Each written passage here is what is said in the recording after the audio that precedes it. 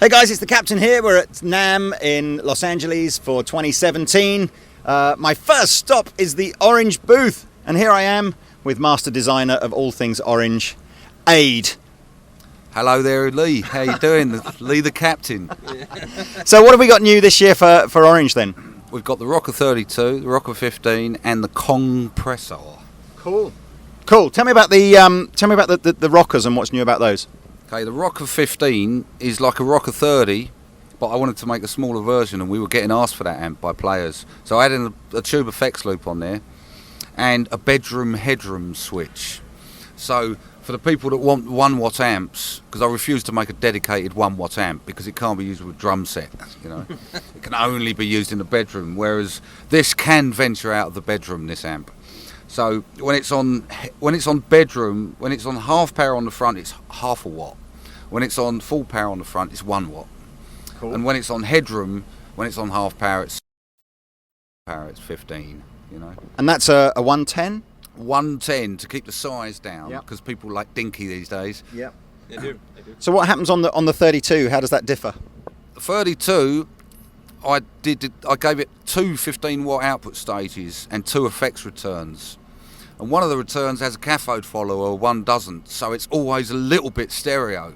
Oh, okay. But it works just like a mono amp. It works just like a Rocker 30, So it's called the Rocker 32, not because it's 32 watts, but because it's got 2 output stages. I got it. And if you presumably 2 by 10. Yeah, and if you use the stereo effects return, you get true stereo. Yeah. Cool. Yeah, so you can do wet, dry, all sorts of combinations, ping pong, all that stuff, chorus, or So God forbid chorus. No, I hate chorus. But all those things for people who want a very tiny stereo rig on stage with a small stage footprint. Cool. And the speakers are 101 dB. They're louder than vintage 3012s. Oh, They're cool. our voice of the world 10s. Okay, and there's a new pedal on the board as well, which we're going to have a listen to in a second. Yeah, that's the Kongpressor. Yeah, what it is an opto comp, and my problem with the comps out there was the bloom was never smooth enough. It's a good compressor should have a very smooth bloom, which is like the release bloom.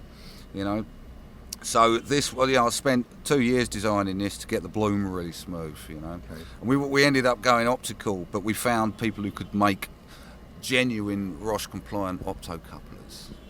Okay, well, look, let's have a little play. We're playing through the Rocker Verb 32. Sorry, Rocker 32.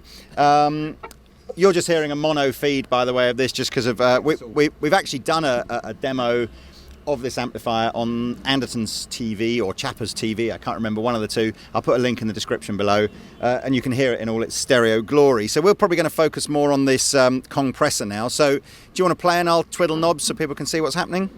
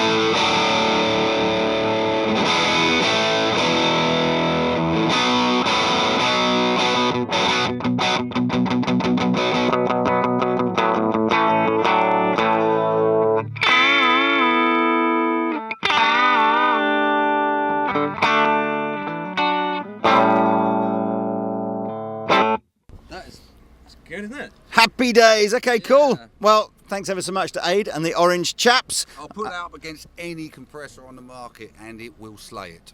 Cool. Well, And you can even hang it out of a mixing desk because it'll even take +4 without distorting. He's laid down the gauntlet there. I sense a challenge coming on. I sense a challenge. All right, cool. Well, cheers, guys. Stay tuned. We'll be doing tons and tons of show coverage over the next 4 days, so I hope you enjoy everything. Thanks again to Aid and everybody at Orange, and we'll see you in a minute.